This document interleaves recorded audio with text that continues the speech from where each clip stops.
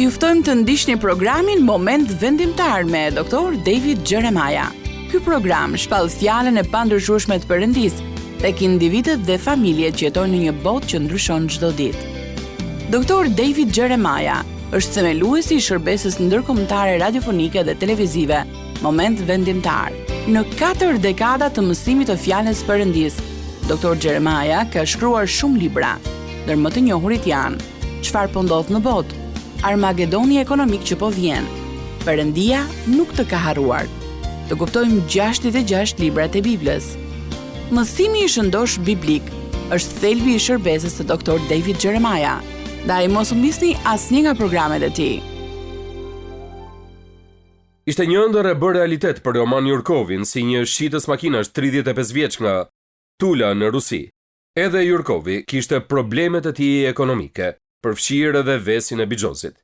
Si shumica e njerëzve në komunitetin e tij po bënte çmos për të mbijetuar. Pastaj, një ditë maji të vitit 2020, Yurkovi u habit kur pa se 95 milion rubla, përafërsisht 1.3 milion dollar, ishin depozituar në llogarinë e tij bankare. Depozita ishte bërë nga bastëvënësi i tij në internet, gjë që e bëri Yurkovin të besonte ose mbase të shpresonte se ky fat i papritur ishte rezultati ndonjë basti me fitim të lartë. Sërish duke u ndjerë disi skeptik, ai i telefonoi bankës. Dhe për habin e tij, punonjësit aty i thanë se nuk kishte asnjë problem me llogarinë e tij. Parat ishin të vërteta dhe vërtet ishin të tijat. Për Roman Yurkovin, kjo kthese e papritur ngjarje shpërfaqësonte një bekim të pabesueshëm, dhe ai kishte për qëllim që ta bekonte veten në çdo mënyrë të mundshme. Natën e 31 majit dhe mëngjesin e 1 qershorit, Yurkovi bëri 200 transaksione të ndara. Mes gjërave që bleu gjatë këtij harbimi harxhimesh ishin 4 apartamente të ndara, një iPhone i ri, një BMW dhe një Mercedes. Unë bleva gjithçka që doja, tha ai, përveç avionit, ende nuk isha arritur atje. Historia e Roman Yurkovit nuk ka një fund të lumtur.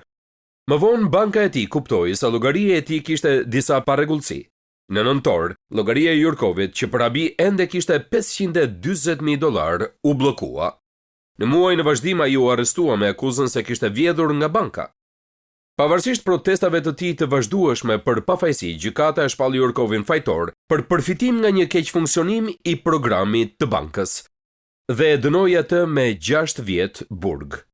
Për Roman Yurkovin, ëndra u kthye në një makth, për shkak se shpresat e tij për të ardhmen u mbështetën në burime që ai nuk i kishte dhe nuk i kontrollonte. Ai u mbështet në atë që nuk është një trashëgimi e besueshme, a më dëshmon njëri për këtë? Sigurisht, ai nuk është i vetmi. Bota jonë është e përqendruar te ndjekja e gjërave që janë të përkohshme, që shkon përtej pasurisë dhe financave. Shoqëria na nxit vazhdimisht që të kërkojmë pushtet dhe autoritet. Kultura jonë është e fiksuar pas famës, por edhe famës keqe. Komunitetet tona na bindin që marrëdhëniet e duhura një ditë do të na hapin dyert dhe rrugën drejt qëllimit dhe kuptimit.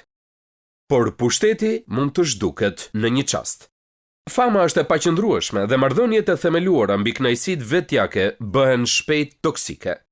Akoma më keq, edhe nëse ne përpiqemi vetë për shumë dekada dhe me forcë mbahemi fort pas çdo gjëje që kemi arritur, parat tona, reputacioni ynë, lidhjet që kemi, sërish mbetet realiteti i pashmangshëm i varrit.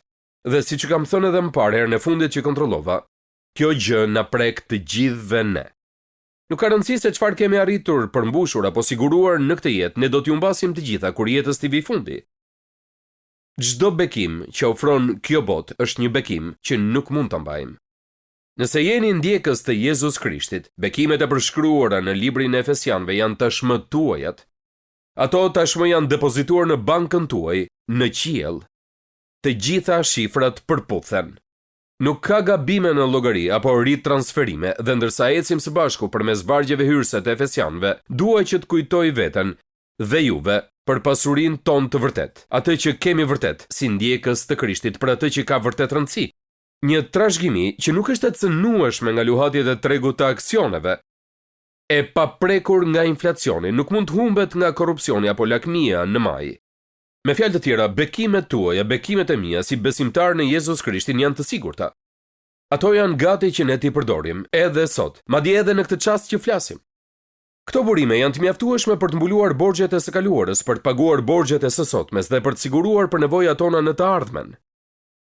Libri i Efesianëve ka të bëjë vetëm me bekimin e Perëndisë në jetën tonë. Ka të bëjë edhe me sjelljen tonë. Në fakt, libri lehtësisht konturohet rreth këtyre dy temave. Kapitujt e parë flasin për atë që ne besojmë, kurse kapitujt e fundit na tregojnë si të sillemi. Ju e dini se mënyra se si sillemi varet nga ajo që besojmë. Dhe libri i Efesianëve na shpjegon këtë. Kapitujt 1 deri në 3 tregojnë se çfarë besoni, kapitujt 4 në vazhdim tregojnë se si sillemi.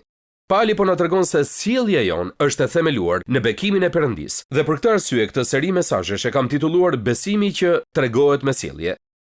Ky pasazh nga shkrimin, të cilin do ta studiojmë sot, është me të vërtetë një pasazh interesant. Është fjalia më e gjatë në Bibël. Nëse lexoni në gjuhën greke, do mësoni se nuk ka pika, që në fillim të vargut të 3 dhe deri në fund të vargut 14. E di që është e vërtet, sepse kur isha në lëndën e gjuhës greke në seminar, mundesh të bëja një skic të këtyre vargjeve. Dhe skica zuri faqen e parë dhe kaloi në faqen e dytë. Çdo gjë ndërton gjithçka tjetër dhe gjithë fjalia vazhdon dhe vazhdon pafundësisht. Është e mahnitshme. Dikur vrisja mendjen sepse Pali do të përfshinte një fjali kaq të gjatë në letrën e tij. Por mendoj se tani e kuptoj, mendoj se Pali filloi t'u tregonte Efesianëve për gjithë bekimet që Perëndia ka për ne dhe u entuziazmuai shumë sa nuk po merrte më as frym.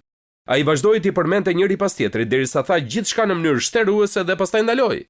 Ai filloi me bekimet që kanë lidhje me përjetësinë e shkuar dhe pastaj ecën përpara deri në jetën tonë tani.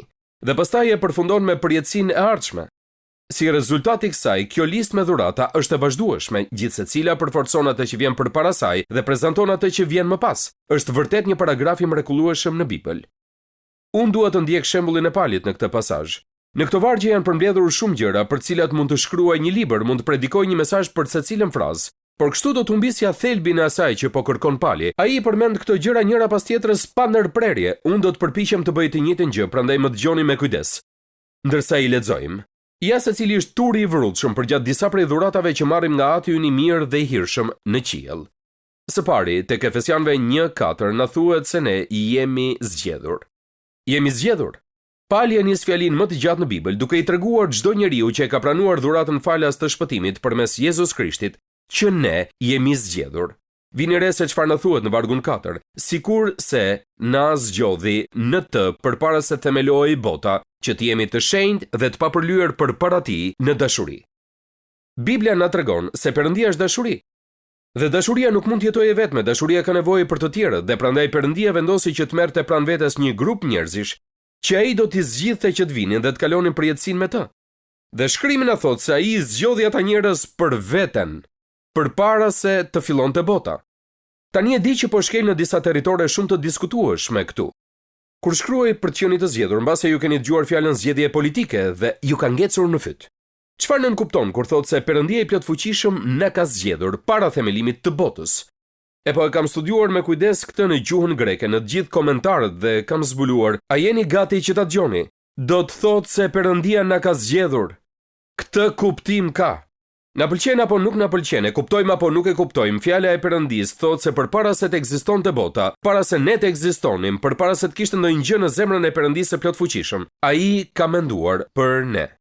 Ai ka përfituar fytyrat tona, ai ka kuptuar zemrat tona, ai ka dhënë formë çdo gjëje në mendjet tona dhe pastaj duke e ditur plotësisht se kush do të ishit dhe se çfarë do të bëheshit, nëse jeni të krishterë, ai ju ka zgjedhur.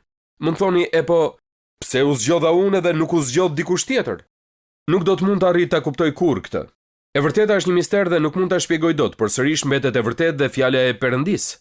Tani ju lutem të mos bëhemi arrogant për këtë nëse ndihemi të zgjedhur, sepse vërtet nuk ka të bëjë fare me ne. Ne nuk u zgjodhëm sepse jemi të pashëm apo sepse jemi të bukur, sepse jemi të zgjuar, sepse inteligjenca jonë është shumë e madhe, as sepse jemi njerëz të mirë dhe me moral. Perëndia më zgjodhi mua dhe ju për shkak të Jezus Krishtit. Zgjedhja jonë nuk ka të bëjë as pak me atë që jemi dhe ka të bëjë me gjithçka që ai është. Biblia na e thot këtë, ne nuk mund ta kundërshtojmë dot. Do të isha i pandershëm me ju nëse nuk do t'ju mësoja. Çfarëdo që të mendoni për këtë të vërtetë, Perëndia i plot fuqishëm ju ka zgjedhur. Dhe ju duhet jeni gjendje që të thoni me përulësi: Faleminderit Zot që më zgjodhe mua përpara themelimit të botës. Pastaj ne jemi birësuar. Vargu 5 thot: duke na paracaktuar që të birësohemi në veten e tij me anë të Jezus Krishtit, sipas pëlqimit të vullnetit vet.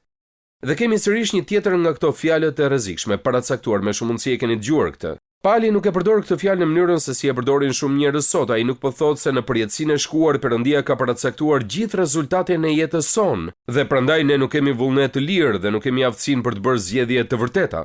Jo, fjala paracaktuar thjesht do të thotë që të vendosësh kufi rreth diçkaje që të qëndroj brenda një kursi të caktuar. Ja se çfarë thot Bibla, Perëndia na zgjodhi në përjetësinë e shkuar dhe pastaj ai na përcaktoi ose na paravendosi në sovranitetin e tij që ne të mund të birësoheshim si bij ose bija në familjen e tij. Kjo është një vërtet vendimtare, sepse birësimi në botën e lashtë ishte shumë ndryshe se sa tani. Ne mund të kemi një fëmijë të birësuar, mund të kemi kaluar një proces birësimi dhe e kuptojmë se çfarë është. Por në kohën e Palit fëmijët nuk kishin ndonjë të drejtë ligjore apo status derisa të arrinin një moshë të caktuar, derisa të maturoheshin, dhe kur vinte kjo kohë, fëmia nxirrej përpara dhe njihej zyrtarisht si i rritur, që do të thoshte se i jepeshin të gjitha të drejtat dhe të gjitha privilegjet që meritonte si një i rritur në atë familje. Prandaj ajo që Perëndia na komunikon përmes këtij pasazhi të shkrimit është se kur ai na zgjodhi në të shkuarën, ai vendosi që ne duhej të birësoheshim në familjen e tij si bij të maturuar, si bija të maturuara, që ne të kishim të gjitha të drejtat dhe privilegjet e lidhura me të qenit, antar i familjes së tij. Ky është lajm sigurisht, por ja se cila është gjëja vërtet e mahnitshme. Bibla thotë se për shkak se ne jemi birësuar si bij dhe bija të maturuara në familjen e Perëndis, ne kemi të njëjtin status para Perëndisë së plotfuqishëm me Jezus Krishtin. Ne jemi bashkë trashëgimtarë me të, na thot Bibla, që do të thotë se çdo gjë që ka Krishti me Atin, e kemi edhe ne me Atin. Të përpiqemi ta përvetsojmë për një çast këtë realitet. Ne jemi zgjedhur nga Perëndia. Ne jemi bekuar jo thjesht duke u përfshirë në familjen e tij, por kemi birësim të plotë si bij dhe bija. Ne jemi ligjërisht dhe shpirtërisht fëmijë të Perëndisë. Dhe pastaj Pali thot, dhe kjo më pëlqen po aq sa edhe të tjerat, që ne jemi pranuar. Unë kam dëgjuar shumë histori nga njerëz që janë rritur në brezin tim që nuk janë ndier kurrë të pranuar nga baballarët e tyre. Dhe ata thonë, e po ai ishte një brez tjetër, baballarët në atë kohë nuk komunikonin edhe aq shumë, ata ishin paksa stoik, më kuptoni?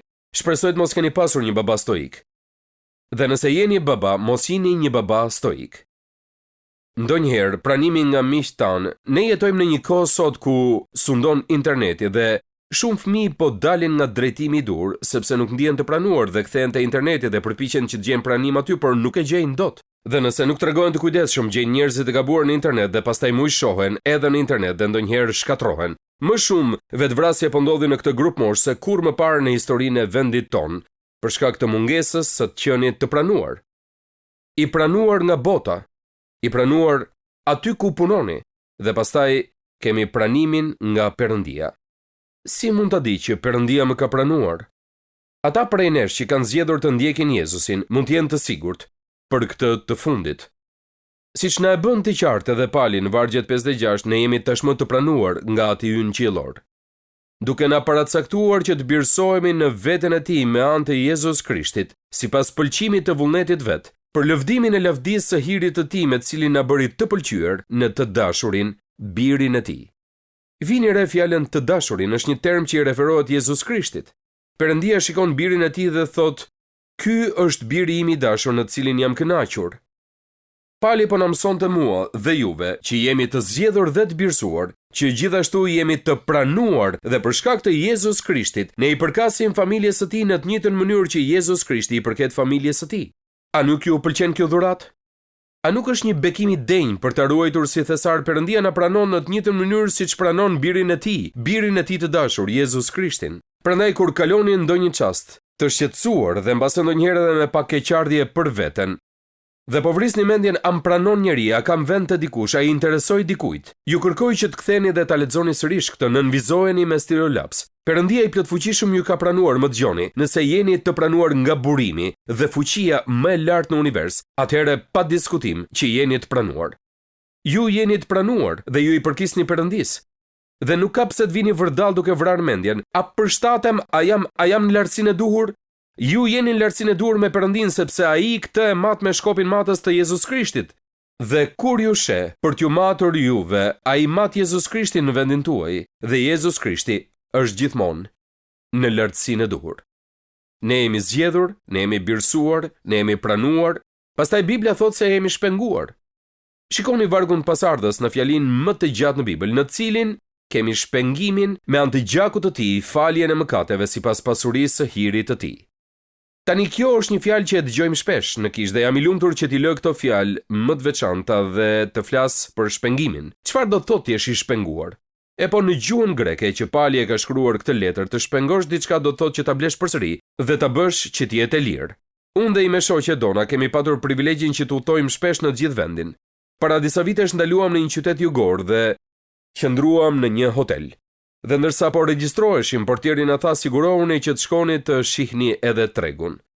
Vetëm një blok larg nga ky hotel është një nga tregjet e vjetër të skleverëve, ku dikur shisnin dhe blinin sklever. Por e kanë shndruar në një treg të zakonshëm sot. Duhet patjetër që të shkoni ta shihni. E po kështu bëm, shkuam aty dhe më duhet ju them se pata ndjesinë më të zymt ndërsa ishim aty. Po ecja nëpër një vend që përfaqësonte një nga çastet më të këqija në historinë e kombit tonë.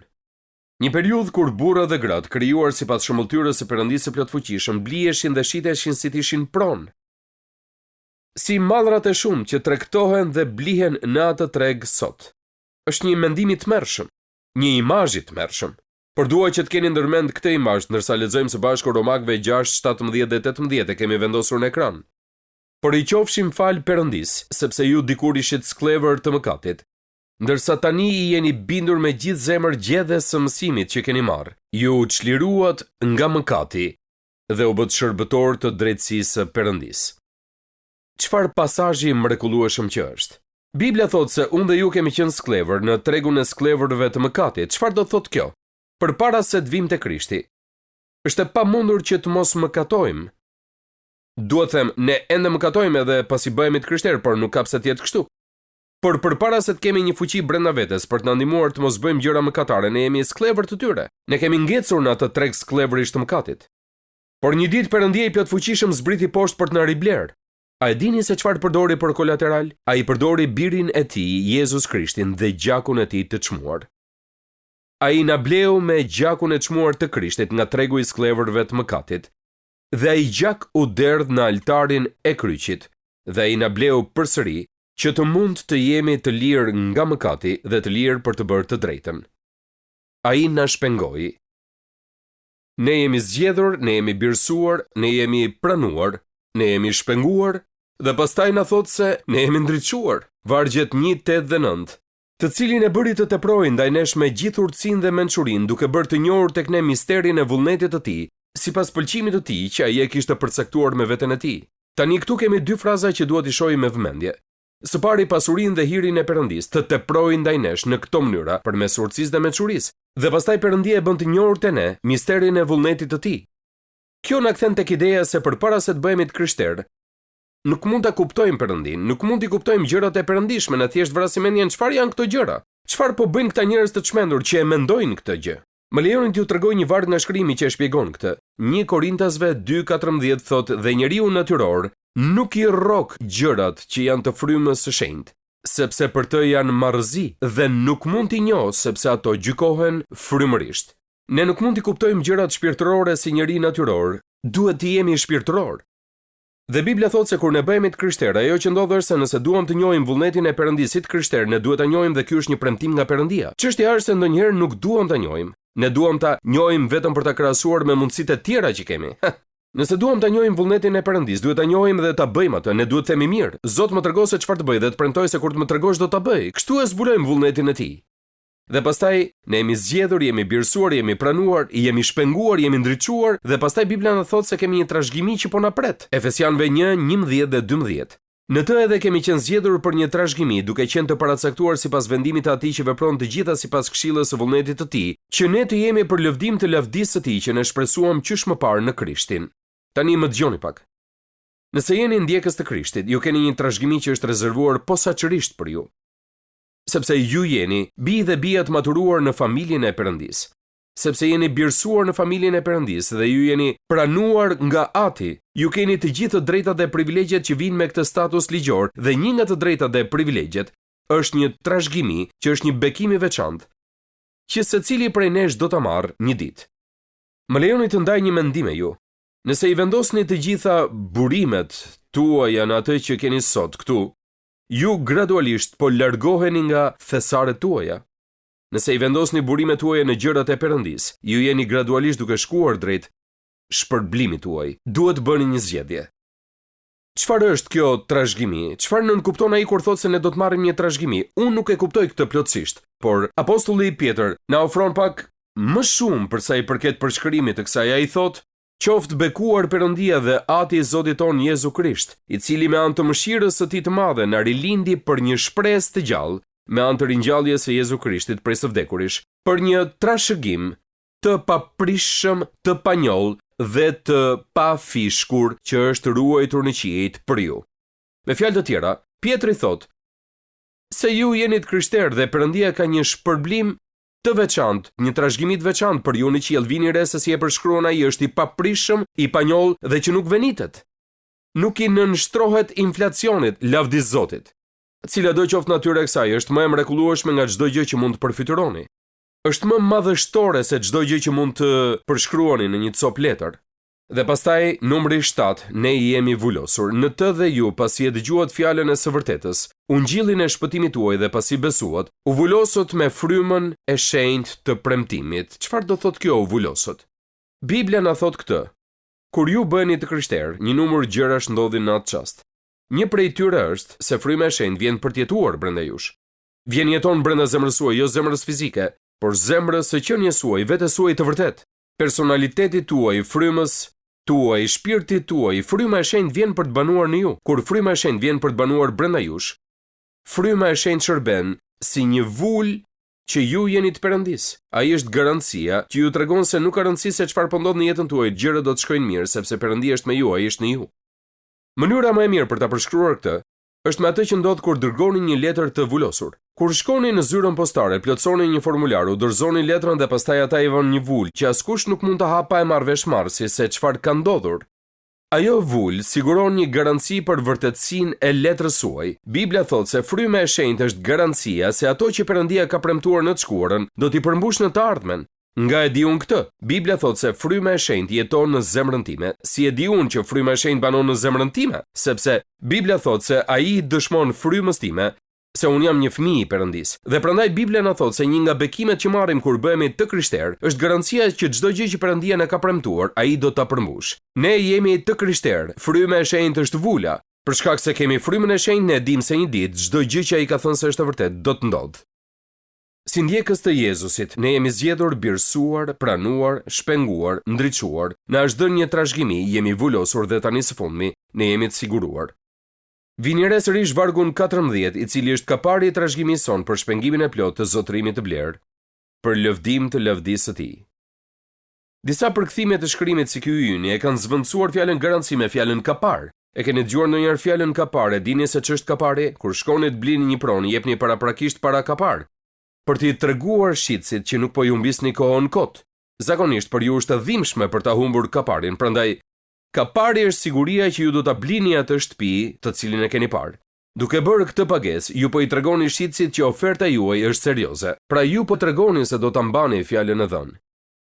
Në mënyrë të ngjashme, fryma e shenjtë është kapari për trashëgimin ton. Ai ka siguruar një pjesë të trashëgimisë tonë në mënyrë që të jemi të sigurt dhe të qetë për premtimin e tij se një ditë ai do të na marrë për të qenë me Atin. Çfarë është e nevojshme që të themi për të gjitha këto bekime?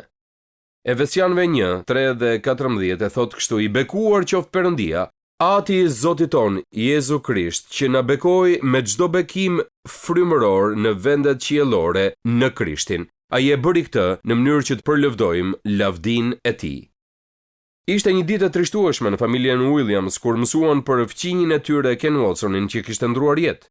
Vdekja e Kenit nuk ishte surprizë, ishte 87 vjeç. Ai kishte pasur shumë probleme shëndetësore. Por Owen Williams dhe bashkëshortja e tij e dinin se vdekja e Kenit do të ishte veçanërisht e veçantë për vajzën e tyre të vogël, Kedin. Kuptoni që Kedi ishte vetëm 2 vjeç në atë kohë, dhe ajo kishte një lidhje të veçantë me zotin Watson. Në fakt, ai e trajtonte atë më shumë si mbes se sa si fëmijë. Dhe çdo vit bënte përpjekje të veçanta për t'i dhënë dhuratën e Krishtlindjes. Dhe vdekja e tij do të linte një boshllëk jo vetëm në lagjen dhe në rrugën e tyre, por edhe në zemrën e vogël të Kedit. Fatmirësisht, ky nuk është fundi i historisë. Doli që Ken Watsoni kishte fshehur dhe një as tjetër nën mëng para se të vdiste, ose për ta thënë më saktë, një dhuratë më shumë për të dhënë. Pak pas vdekjes së Kenit, vajza e tij erdhi te ata me një çantë të madhe. Ajo tha se ishte për Kenin. Brenda ishin 14 dhurata që Keni kishte blerë për miken e tij. 14 dhurata të mbështjella për të bekuar atë vajzë të vogël për 14 krishtlindje të ardhshme. Ai thot vazhdoja të fusja dorën në çantë dhe të nxirrja dhurata të tjera. Dukej sikur nuk do të mbaronin kurrë, në atë çantë ishin 14 dhurata. Dhuratat që Ken Watson i la Katie Williamsit ishin vërtet diçka e veçantë, por dhuratat që Perëndia ka derdhur mbi ne janë pafundësisht më të mira. Pas vdekjes së tij, Zoti Watson dhuroi 14 dhurata për 14 vitet e ardhshme. Por Perëndia atë na ka dhënë me bujari çdo bekim shpirtëror që zgjeron horizontin e kohës nga përjetësia e shkuar në përjetësinë e ardhshme dhe tani në jetën tonë sot. Pra ne jemi bekuar, edhe më shumë se e vogla Kedi, ne jemi bekuar me bekime të përjetshme, të shkruara për ne në librin e Efesianëve. Faleminderit që ishit me mua sot në moment vendimtar. Sa më shumë që e studiojmë fjalën e Perëndis, aq më shumë e kuptojmë që Perëndia ynë i dashur dëshiron të ketë një marrëdhënie personale me gjithë secilin prej nesh. Nëse ju do doni që të filloni një marrëdhënie me të, hapi i parë është që të pendoheni për mëkatin tuaj dhe t'i kërkoni Jezus Krishtit që të bëhet Zoti dhe shpëtimtari juaj. Sapo ta merrni këtë vendim për të pranuar dhuratën e Perëndis për shpëtimin, do të fillojë udhtimi juaj me Perëndin si një krijesë e re në Krishtin. Nëse sot e keni marrë këtë hap besimi, ju inkurajoj që ta ndani vendimin tuaj me të krishterë të tjerë në një shërbes të besueshme apo te një kishë zonës dhe që të vazhdoni të rriteni në besimin e sapo gjetur. Perëndia ju bekoft ndërsa filloni ecjen tuaj me Perëndin. Pres me padurim që të shihemi herën tjetër këtu në Moment Vendimtar. Ndoqët programin Moment Vendimtar me Dr. David Jeremiah. Rikthehemi sërish tek ju javën e ardhshme me një tjetër mesazh për fuqinë e jashtëzakonshme të fjalës së Perëndisë, që ndryshon jetën tona përgjithmonë. Deri atëherë, miru dëgjofshim.